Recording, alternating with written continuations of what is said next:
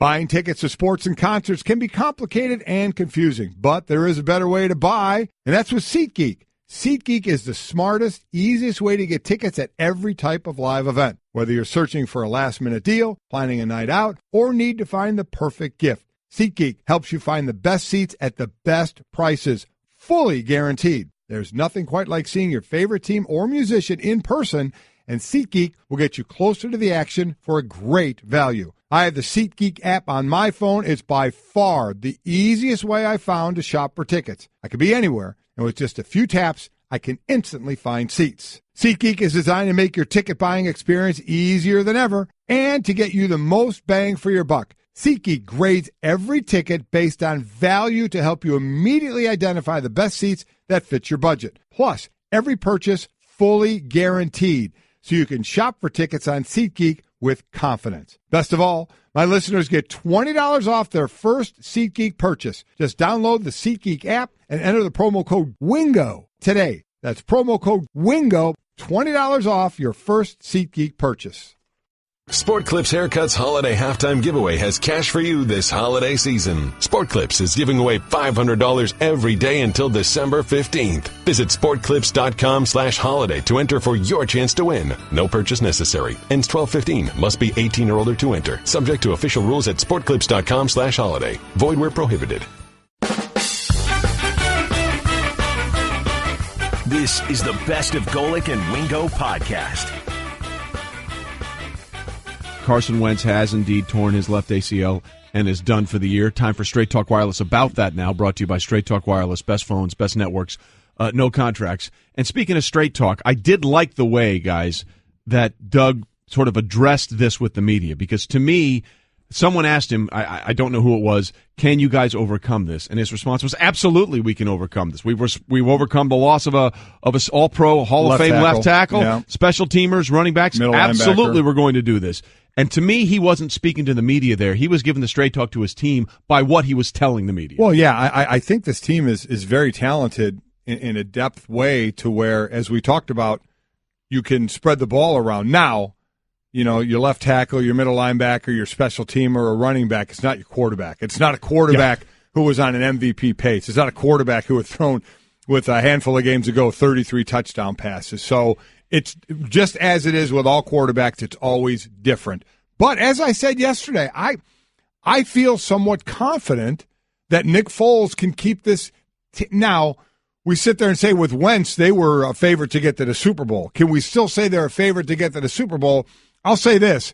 Obviously, the work got a lot harder because I think there's a lot of really good teams in the NFC. I think it's not like the AFC where we're talking New England, Pittsburgh, and maybe some shocker team. You know, you're talking, I think, at least 5 deep in the NFC, and we don't even know if Aaron Rodgers is coming back yet or not. So, but I have faith that Foles can spread the ball around, that they have enough there. My biggest worry is taking hits and getting sacked, because Wentz could escape all that, and Nick Foles isn't one that can do that as well. Yeah, you wonder how much for an injured Eagles offensive line, especially at that left tackle spot, Carson Wentz covered up for some of the warts that might pop up there. We've seen protection be a little bit of an issue down the stretch at times, and you wonder how much worse that gets. To Trey's point about talking to the team, some of that I think was Doug talking to himself too, saying, "No, I'm looking into the mirror. I'm good enough. I'm smart enough, and gosh darn it, people like me." Yeah.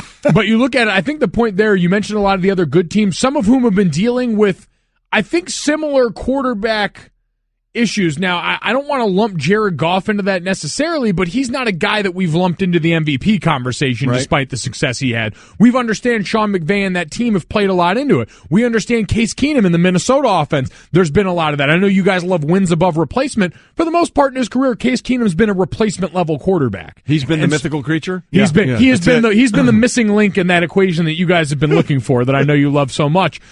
But those teams have been able to work over the course of a season around finding a way to work that offense around what that guy's capable of. My only concern is the Eagles have to do that in 3 weeks. Right. They do. Look, there's a couple of ancillary things about this, too, that get into it. As good as Wentz has been, again, 33 touchdown passes, he set a single-season record with 3 games to play, and for most of the season he's led the league in touchdown passes. What's really got that offense going has been the running game.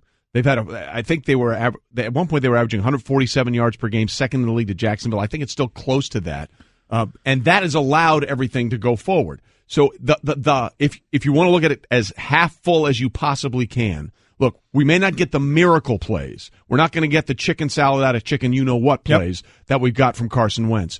But if the running game is working for Philadelphia and they have 4 viable backs and a really good offensive line, then that will open up things for Nick Foles. That's the glass half full scenario. Yeah, I agree. In Philadelphia, they're still second, and they're at $1.43 a game. Yeah. So they're still right there.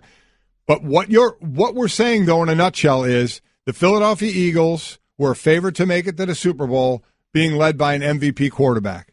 And they're no longer led by an MVP quarterback. I mean, so that's at the most important position. They don't have the MVP caliber type guy right now.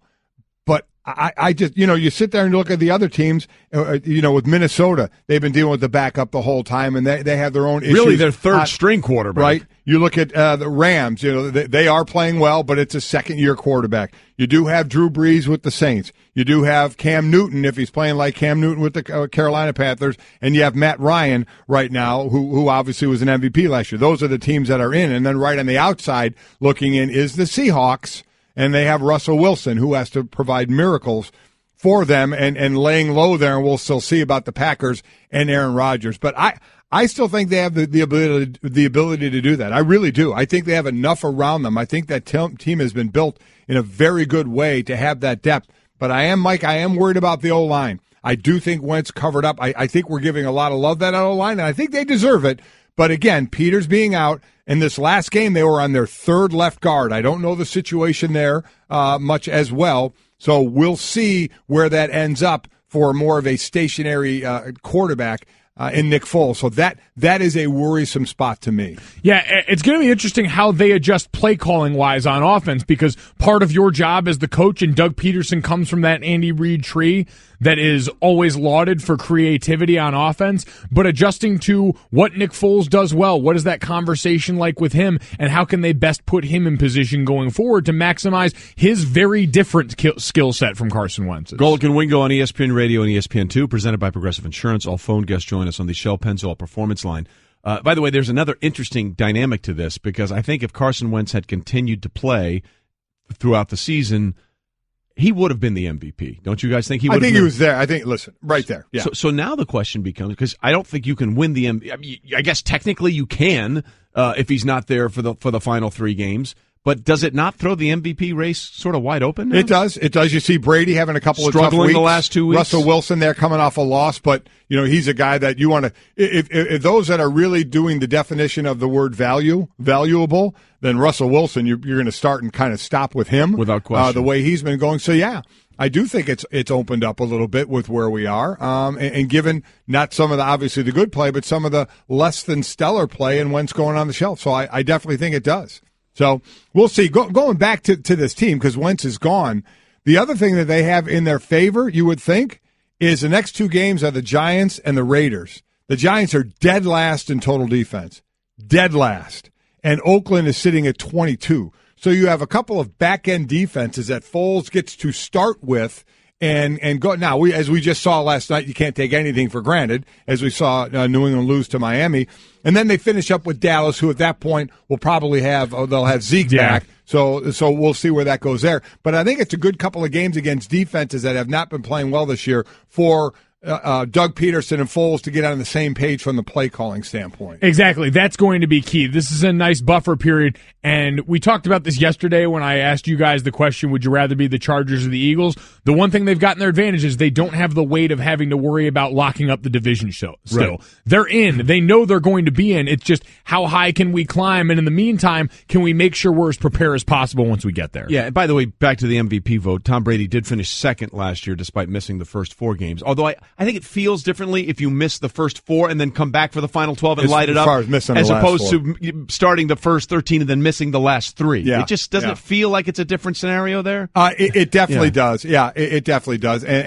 But again, I guess we'll look and see. Does he get past? He's leading the league in touchdown passes right now at 33. I'd imagine he's going to get past. You have Brady, who's thrown 27. You have Russell Wilson with 29, so he's probably going to get past in that. So right. I doubt he hangs on to this. Golic and Wingo, the podcast. Trey Wingo and Mike Golic Sr. So we all love the snow game in Buffalo, right? I did, yes. It was awesome. Yeah. You, Junior, had some issues with it. That's fine. You'll figure that out later.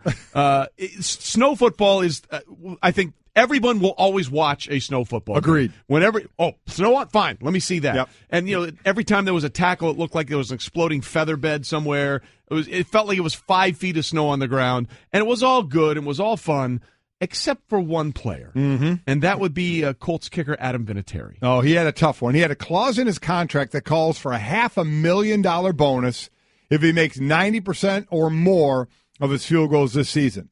So going into Sunday's game, Vinatieri was hitting a solid over 95% of his kicks, 22 of 23. Which is ridiculous.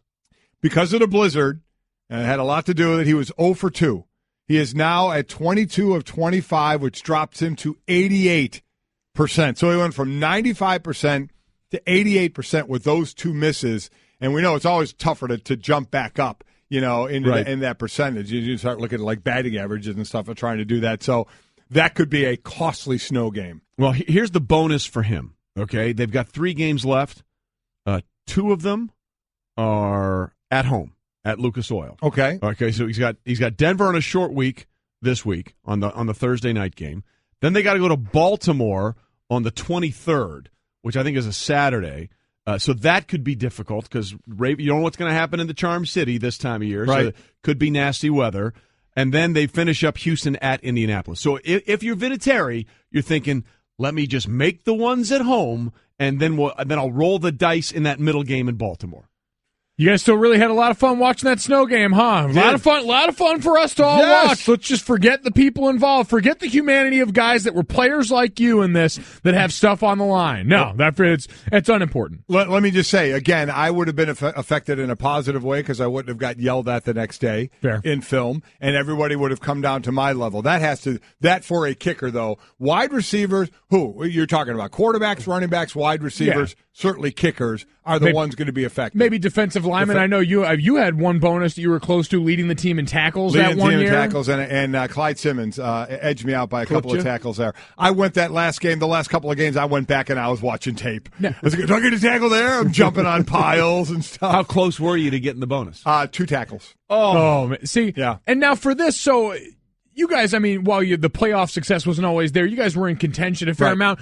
This Colts team, are they mathematically eliminated yet? And if not, they're done. They're mathematically eliminated? If not, let's mathematically eliminate them. So, I mean, I'm eliminated. Down the stretch of the season, maybe you settle for the field goal a little more than you were thinking of to begin with and try and help your boy out? Or the other opposite of that is, you know what? We got nothing to lose. 4th and 6, we're going for it. And Vinatieri's like, no! Either that or get him the amount of field goals he needs. Like, I don't know if he makes his next 4.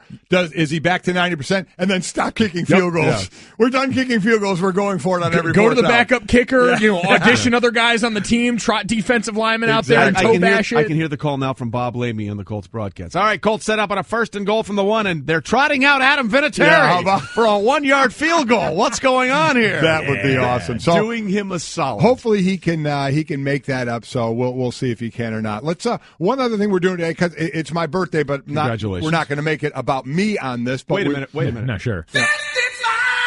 There you go. Wow. Sammy Love that. So we have a bunch of different sports related things for 55 or the date of my birthday. So today again is December 12th. So I love these. 1949 December 12th, American League votes 7-1 rejecting legalizing the spitball. There was actually a vote taken to legalize the spitball. I would have voted for it. And it was rejected. Wasn't sure that was what we were going to be legalizing. Well, there you go. How about 1976? Joe Willie Namath plays his last game with the Jets on December 12th, 1976. That's something. Wow. 1965, December 12th, Gale Sayers of the Bears scores 6 touchdowns, which ties an NFL record. That's more of something than anything else. That is really By impressive. the way, I think he did that with like halfway through the 3rd or 4th quarter, and it was a sloppy field, and George Halas pulled him because we didn't want to get him hurt, and it was a sloppy field. He could have put that one out of reach. He could have made 8. Yeah, he probably could have made 8 the way he was playing in that game. And then as far as money is concerned, on December 12th, 1998, pitcher Kevin Brown becomes baseball's first U.S. $100 million man as he signs a 7-year deal with the Dodgers for $105 million. That's a pretty good day. That would have been a good birthday present for you to give him. It would have been a nice birthday present for ESPN. Pony up. Anything you want to say to your dad, even though you didn't know he was actually 54 today? This one snuck up on me a little bit, but happy birthday, man! Enjoy enjoy the double nickel. I'll see you for cake at home. Golic and Wingo, the podcast. What a day, what a show, what a time. I tell you what, a great sports night last night. No doubt about it. 1, 2, 3, 4. Hey everyone, Mike Golic here. Support for Mike and Mike podcast comes from our friends at Rocket Mortgage by Quicken Loans. Chances are you're confident when it comes to your work, your hobbies, your life. Rocket Mortgage gives you that same level of confidence when it comes to buying a home or refinancing your existing home loan. With Rocket Mortgage, you can apply simply and understand fully so you can mortgage confidently. To get started, go to rocketmortgage.com/Mikes. Equal housing lender, licensed in all 50 states, NMLS-ConsumerAccess.org number 3030. Life happens. With ADT, you can feel safe with an ADT starter kit professionally installed for only $49. Call today and install an ADT starter kit that includes security panel, keypad, key fob, entry and motion sensors, and for a limited time, get a camera included and installed at no additional cost. That's a $449 value installed for just $49. Requires 36-month monitoring contract, QSB, and EasyPay. Activation and early term fees may apply. Certain marks excluded. License available at ADT.com, Florida EF0011121, Louisiana F1639. Our insider Buster Olney joins us from the baseball winter meetings via the Shell Pennzoil Performance line, taking synthetic motor oil performance to a whole new level. Make the switch to Pennzoil Synthetics today. Buster, clearly the Marlins made the switch, sending Giancarlo Stanton to the Yankees. Obviously, that is still, I would imagine, the talk of what's going on down there in Florida. What are the ramifications being discussed at the winter meetings about that move? Well, boy, I mean, that can go in a lot of different directions. First, the competitive impact in the American League East. A year ago, I remember when the Red Sox traded for Chris Sale, the question was, what are the Yankees going to do in response? And now, after the Yankees get Giancarlo Stanton, there's some thought that the Red Sox will come up with a big signing to upgrade their lineup, someone like a J.D. Martinez. Will the Tampa Bay Rays, seeing what's going on, decide, you know what? We can't compete with that monster team. We'll trade Evan Longoria. We'll trade Chris Archer. Moving forward with the Marlins, I think there's obviously going to be a lot of questions about how viable they're going to be after they go through yet another fire sale. We knew that this was coming because the current ownership group bought the team and assumed so much debt. But you do wonder, after the scorched earth that they're going through now, how much of a market will be left for them to rebuild on?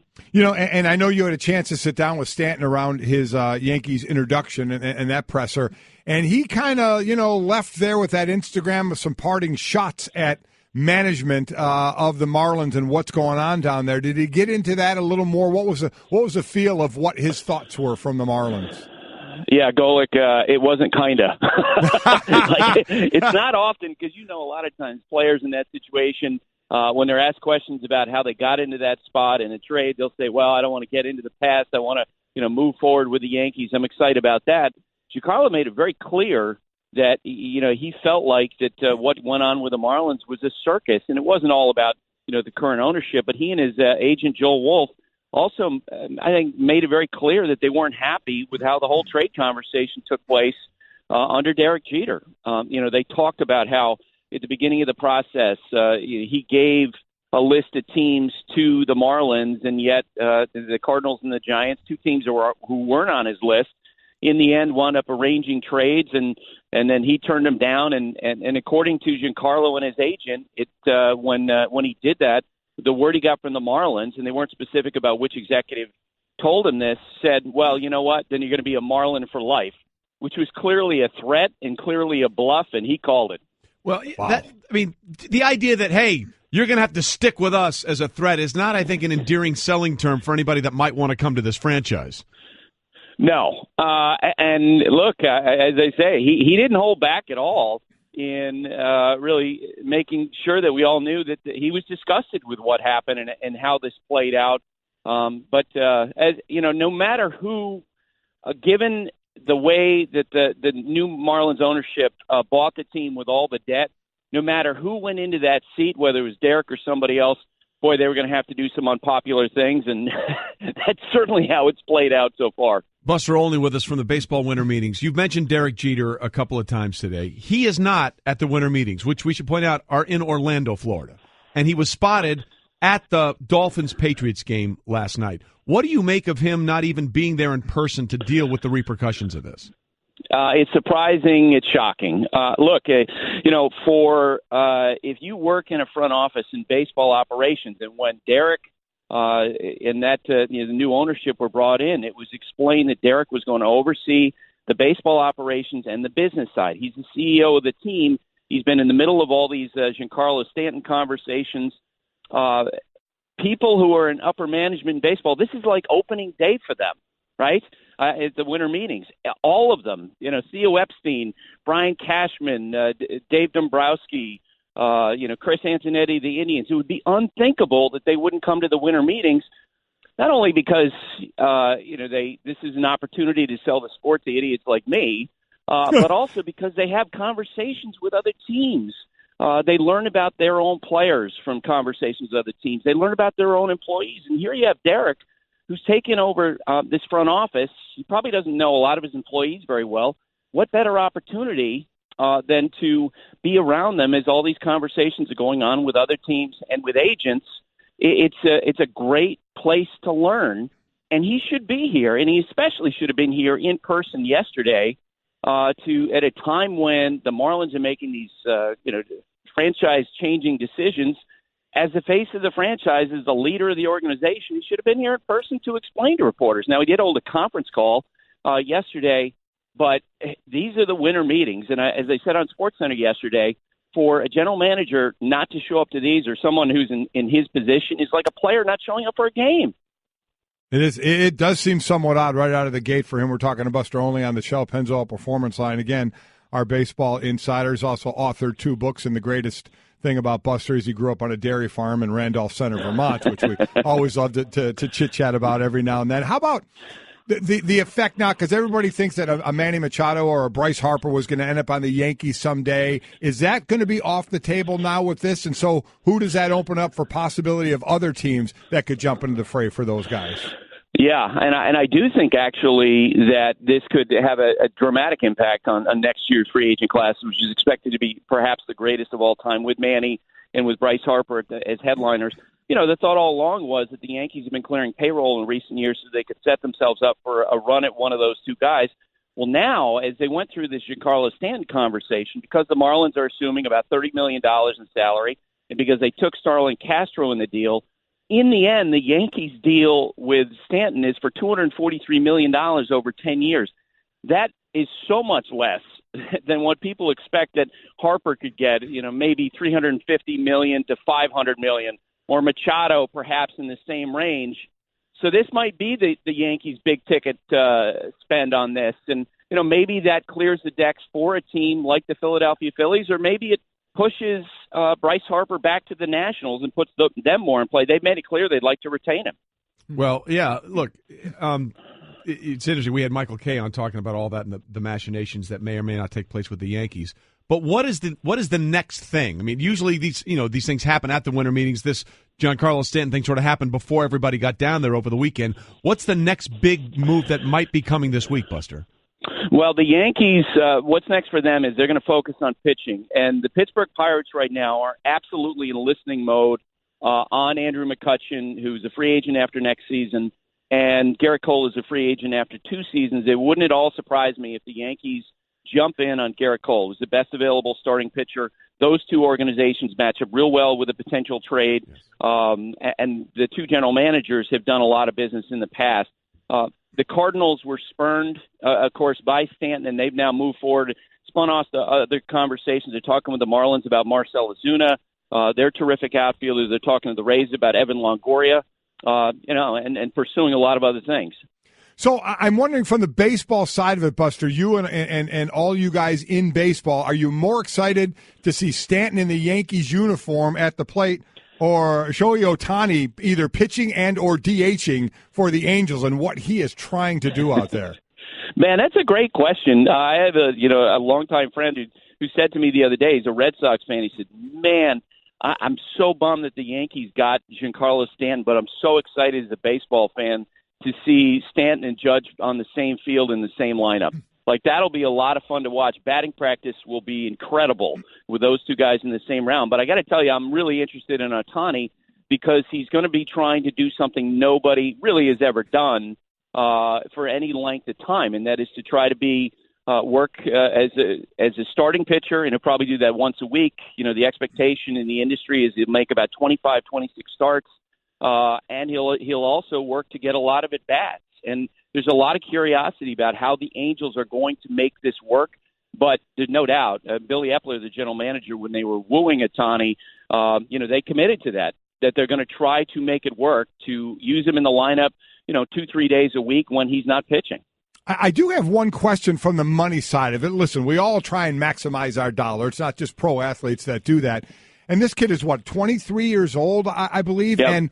And the baseball paying rules are unbelievable, so you can help me with this. But from what I understand, he basically got a pittance of what he could have got had he come out 2 years later. Had he stayed and played where he did for a couple of more years, then he could have come to Major League Baseball and got a monster deal right out of the gate. Now he's getting a smaller amount, and God forbid he doesn't play as well. Can he hurt himself monetarily? Absolutely he could. And believe me, as this was playing out, you talk to agents who were had attempted to try to represent him, and you ask them, okay, what's your advice to him? And every single one was like, of course you would tell him, stay in Japan for 2 more years, because general managers are telling me if he was a pure free agent right now and he was up for auction, his talents are so extraordinary. He throws over 101 miles per hour, has power as a hitter, has been clocked to first base running as fast as Mike Trout. He would have gotten more than $200 million, okay? But instead, he chose to come here now, and he gets the signing bonus from the Angels, about $2.5 million. He plays for minimum salary, essentially, for the next 2 years. And then in 2019, he could try to get the big deal.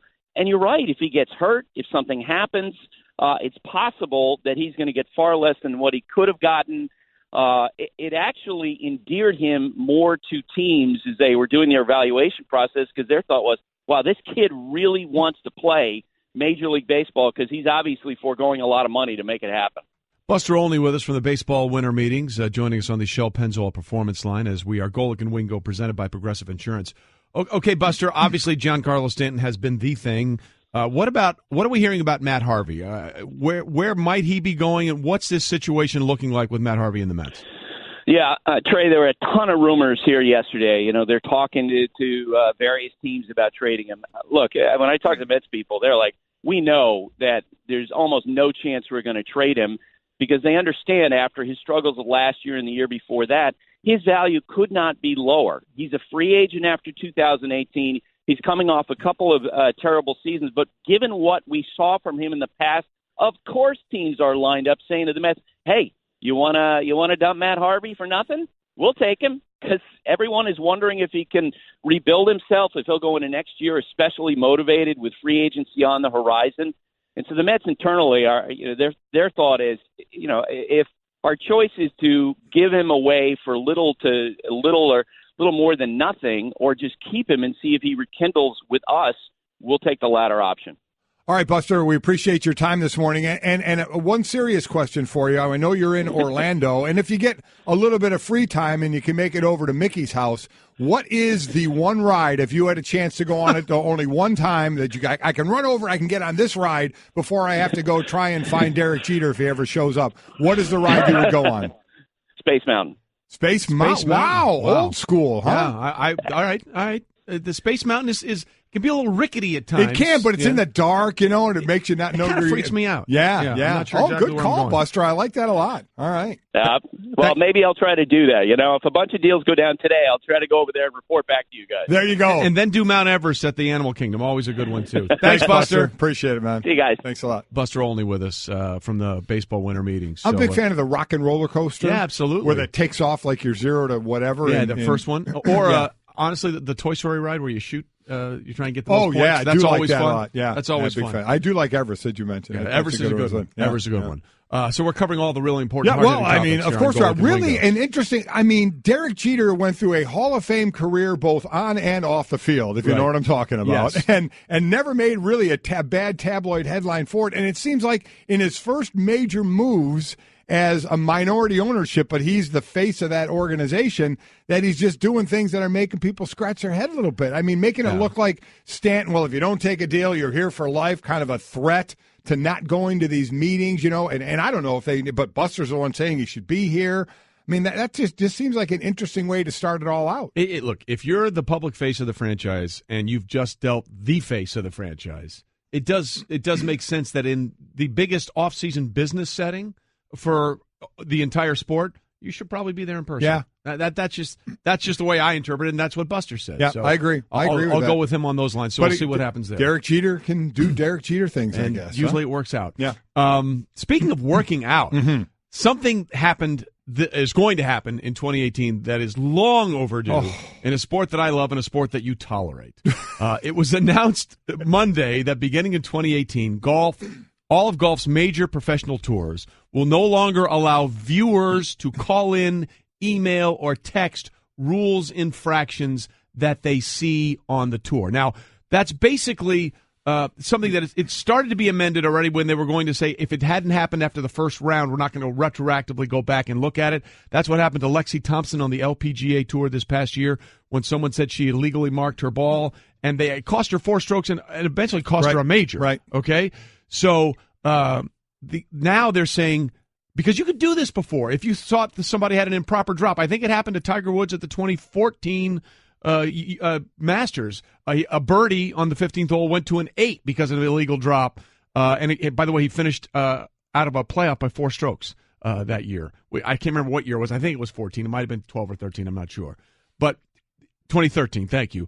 The idea that it's so foreign to any other sport. It's, to me, this is like, let's say the Eagles were playing Dallas in a playoff game, and somebody looks back at the tape and sees you with an illegal hands to the face. Right. And the just so you don't understand how this worked in golf, that they would have looked at that and said, yeah, that should have been a penalty. So in the next game, on your first series, we're gonna penalize you 15 yards for the illegal hands to the face. Listen, that's how crazy this became. Me having fun, I golf's fine. I like going out and playing every now and then as long as I can have a beer with it. Right. I don't love it. I like it.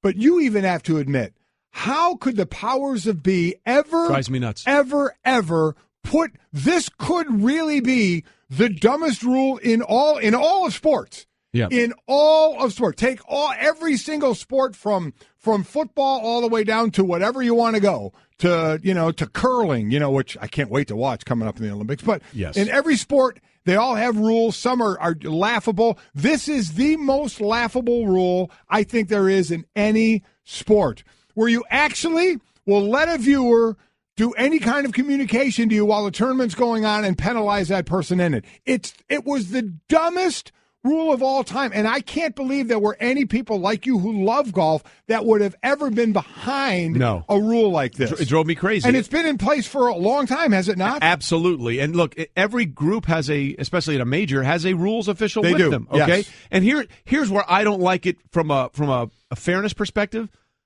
Not everybody's on TV. On TV, it's exactly right. right. So some guy or some woman on the LPGA could have done something that might be questionable, and you'd never see it. But if you have a star like Tiger Woods or Lexi Thompson on the LPGA Tour, where most of their rounds are shown on TV, then basically it becomes a disadvantage for them because of their popularity. Look, and golfers are different. They call a lot of rules violations on themselves, right. Which is awesome, and I understand that. But at the idea that someone not involved and just sort of watching can have an effect on the outcome, it's never made sense to me, and I'm really happy that they finally addressed it. What blows my mind is there had to be a meeting about this. Yeah. There had to be a meeting, and there had to be an agreement before they walked out of this room that people thought it was a good idea. Yeah. To which every person should have walked out of that room and immediately been drug tested for the idiocy of that rule and how dumb it was, which means at some point this morning, we're going to have fun with that rule. Oh, absolutely. I can promise you that. Yes, we are. But I'm so happy they got rid of it because it was ridiculous. Look, let the sport and the players govern themselves. Oh. Golic and Wingo, the podcast. It was all sort of one big giant Jell-O mold. It's very interesting where that went. look, we joked about this yesterday, thinking about the Dolphins actually upsetting the Patriots, right? And we all said, that's not going to happen. It happened. Yeah, maybe we should have taken a little more seriously the idea of geography. That's the third time in the last 4 trips that somehow Miami has managed to trip up New England. Well, we gave a lot of stats yesterday about why there'd be a good chance for Miami to beat New England, and we poo-pooed them. Yeah. We flat out did. We said that. We were bad poo-pooers. Not going to happen. And listen, they got to Brady last night. The offensive line has some changes on it. He got sacked twice, hit 6 more times. But the amazing thing to me is for as an efficient team as New England has been over time, to be 0 for 11 on third down is amazing to me. And that's kudos, obviously, to the Miami Dolphins defense. That's your whole object. Listen, sat in many a defensive room as far as goals, and one of the biggest ones ever is to get off the field on third down. Right. It's one of the most, because New England had been that damning team that in 3rd and 4 will get you 5. Yeah. You know, with a guy like Julian Edelman or Amendola, the type of slot receivers, or even Gronk, you know, that would get you just enough to move the chains. That would be so frustrating to say, we were almost off the field. I got it by a yard, moved the chains, another set of downs. But the Dolphins did a great job. The Dolphins played well, gang, and looking at their side of it, they're still in this thing. They still have 2 more games with Buffalo. With Buffalo right now, as a team sitting in the chase at 7-6, the Dolphins are 6-7. The Dolphins play the Bills 2 times, and they play Kansas City. So Kansas City, right? So they can get a win there. They have a win over the Titans, who are in it right now. They have a win over the Chargers, who are in the hunt. They have a loss to the Ravens, who are in the hunt as well. But the Dolphins, you know, this is a team that would win a few, lose a few. Now they're on a win a couple. They put themselves in a position to say, okay, you know, let's take care of our business like we just did the last couple of games, and let's see where this thing lands us. Yeah, technically they're right now in the 10 spot, but as you said, they've got a couple of games against the Bills, which is a massive situation because Bills are 6th. Right. So, you know, you win those 2, and suddenly it changes everything dramatically. Right. Yep. But, you know, the other side of this is, how much do you attribute their lack of success, especially on third down, to no Gronk without the suspension on Monday night? And are there concerns now? Because over the last 2 games, Tom Brady has 3 interceptions and only 1 touchdown pass. Here's the thing. You always say when you're missing your guys, it can eventually catch up with you. But what's the one team that's always put that aside? The Patriots. The Patriots. They won a Super Bowl without Gronk. Correct. They've won without Edelman. They always, and they got Hogan back last night. Yes, they're able to find a way. So if they were to lose to a team, like say this happened next week with the injuries of guys being out, and it's to Pittsburgh, who we think is the team that could battle them to represent the AFC, maybe more understandable. But this was a sub-500 team that beat them. Now, again, statistics shows they have success in Miami against New England, but still, New England usually is able to find their way out of these messes, and they weren't last night. So we can sit there and talk about them not performing, but I'm one of those. I tip my cap to the opponent. Yeah. You know, they're the ones that are getting the job done on the field. Cutler, you know, this is what you... Cutler played great last night. And I mean, that's the whole thing about Cutler is inconsistent, right? Yeah. Sometimes it look like the Cutler that we all want to kind of yell at, you know, that he has that look on his face and does he care and blah, blah, blah, and he gets jumped on sometimes unfairly. Or is it a guy that goes out and is incredibly efficient like he was last night? Well, look, the other thing to keep in mind here going forward, again with Brady, who's just been spectacular all season long, he's been on the injury list the last couple of weeks with that sore Achilles. Achilles, right. You know, any kind of Achilles thing, got to just put bells in your head. Oh, yeah, because a lot of times you see an Achilles go, and obviously nobody's touching you. You see a guy making a move, making a cut, and all of a sudden they're down grabbing the back of their ankle. Now, it's not like Brady moves a ton, but still, if it's sore and there's something with it, you don't know what could make it go if it were to go. And you look at his yards in the passing game since the game in Mexico City against the Raiders when he threw for 340, was 30 of 37, was just off the charts. The last time they played Miami, he threw for 227 yards. Now, granted, they ran for a season-high 196 yards in that game. I get that. Okay? So 227. Then against Buffalo, he threw for 258. And then last night, 233. So you just wonder, okay, we've all said all along, you know, the Father Time, and maybe this is the one guy that he can't beat. But he is 40 years old. He did miss the first 4 games last year, which I think definitely helped him down the stretch of the season. Is he wearing down a little bit? Because he's taken a ton of hits. He's already been sacked way more this year than he was a year ago. So you just wonder, is there a little bit of attrition showing up right now? And this is a difficult stretch for them, by the way. That game was in Mexico City. They were home from Miami, at Buffalo, at Miami, and now they're going to be at Pittsburgh. It just seems so weird that every time there's an off game, and I know it's been a couple, but we start to question it for a guy who's completing 67% of his passes, just under 4,000 yards, 27 touchdowns, and 6 interceptions. I mean, it's very, very difficult to sit there and say, is he losing it? There's no way I'm saying that. I'm still giving him the benefit of the doubt. He has been sacked 29 times. That part does worry me because there has, as I mentioned, some shifting on that offensive line.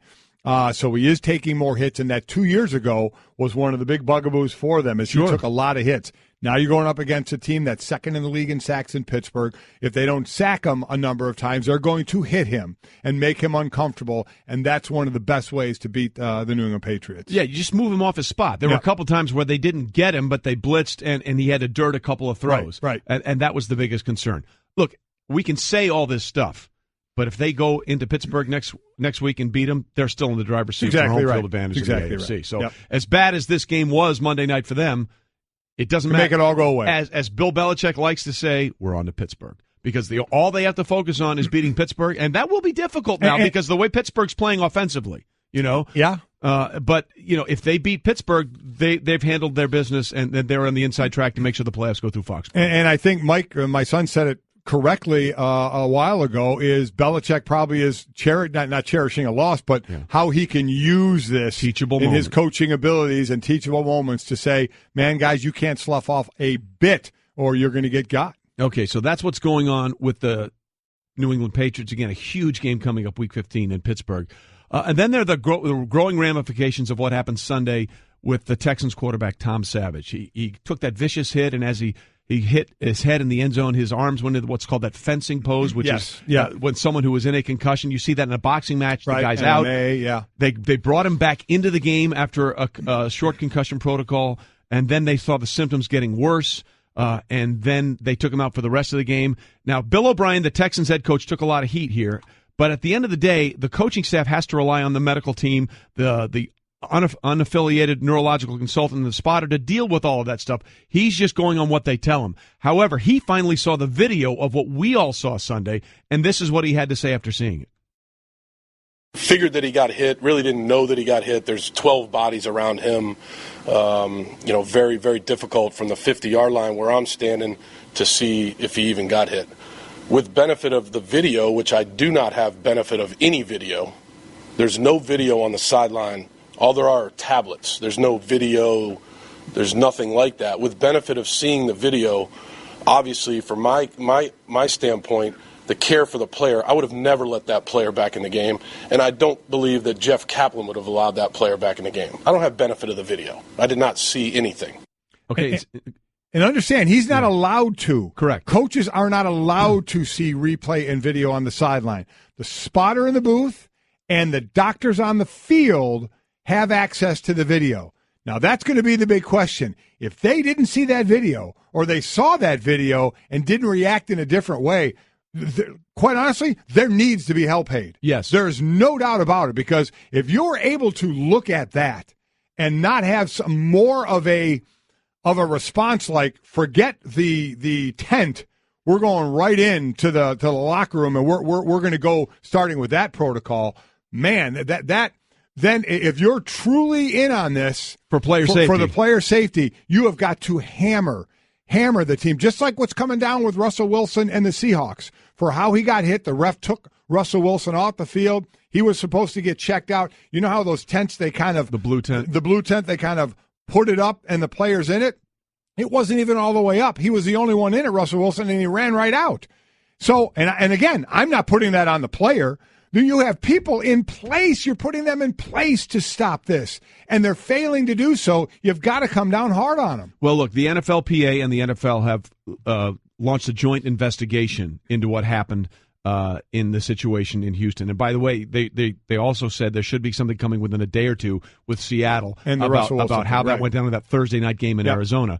But I can tell you, in speaking with people with the NFLPA, they want to know exactly why it didn't go down the way it should have gone down, because you're right, that The doctors and the unaffiliated neurological consultant, the UNC as they call it, or the independent neurological consultant, INC, have access to that video. And they should have seen that video. And again, to the points of the procedures for the concussion protocol, you take them in the blue tent, you ask them standard questions. If they pass those questions, they can be determined whether or not they go in the game, but you keep monitoring them. And if something gets worse, then they go into the locker room for what's a deeper dive called a SCAT-5 test. And according to the people I was talking with the NFLPA, they want to know why they didn't see that video, because it has worked before. Just go back to what started week 14. Was the Thursday night game between the Saints and the Falcons. On the first drive, Alvin Kamara of the Saints was running in. He got hit helmet to helmet. They spotted it immediately. They pulled him off the field. They went through the stuff. Then he went into the locker room, and he did not return to that game as he was in the concussion protocol. They want to know how it broke down, because that video that showed Tom Savage clearly out on the field with his arms like that should have been enough for them to avoid the blue tent completely and go in for the deeper dive into the locker room. As complex as it is, which is way above my head, it seems pretty easy. Yeah. You have two people, one in the booth and one on the field, the doctor on the field, that while he's in that blue tent, they can look at that review. So if you, A, did you look at it? If you didn't look at it, that's a problem. Why didn't you look at it? There should be hell to pay. B, if you looked at it and let him go back on the field, there should still be hell to pay. So that's on those guys. I am Coach O'Brien. He is not allowed to look at replays on the sideline. No coaches are, so he can't see it. And plus, he's coaching. That's what you rely on the medical profession for. So I don't put this on Bill O'Brien at all, or any head coach in this situation. Golic and Wingo, the podcast. Let's not expect too much. There's only one person out there that's expecting way too much out of this guy too early. We know who that is. It's his father.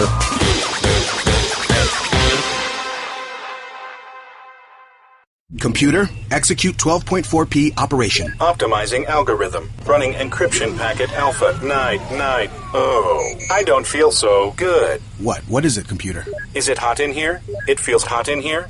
I feel a little clammy. I should lie down or something. A computer with a virus? Surprising. What's not surprising?